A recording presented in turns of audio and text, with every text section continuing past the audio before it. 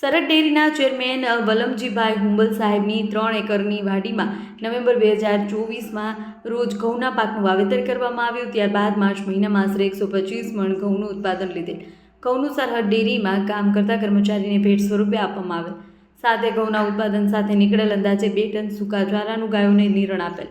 આ ઘઉંના ઉત્પાદન વખતે કોઈપણ પ્રકારના રાસાયણિક ખાતર તથા જંતુનાશક દવાનો ઉપયોગ કરવામાં આવેલ નથી. સંપૂર્ણપણે ઓર્ગેનિક રીતે ખેતી કરવામાં આવેલ છે, જેનું ઉત્પાદન સારા પ્રમાણમાં મળેલ છે. આ ઉત્પાદનમાં છાણિયા ખાતરનો જ ઉપયોગ કરવામાં આવેલ હતો. અહીં નોંધનીય છે કે સમગ્ર ગુજરાતમાં અમૂલ સાથે 21 જેટલી ડેરીઓ તથા હજારો કર્મચારીઓ જોડાયેલા છે. ત્યારે ડેરીના ચેરમેન તરીકે કર્મચારીઓને 5 કિલો ઘઉં ભેટ સ્વરૂપે ડેરીમાં કામ કરતા 400 કર્મચારીને આપેલ હોય તેવી દેશની તથા ગુજરાત રાજ્યની પ્રથમ ઘટના છે. સૌ કર્મચારીએ ઘઉં ભેટ સ્વરૂપે મળતા ચેરમેન વલમજીભાઈ હુંબલ સાહેબનો આભાર વ્યક્ત કર્યો હતો. અહેવાલ માં ન્યૂઝ, ગાંધીનગર.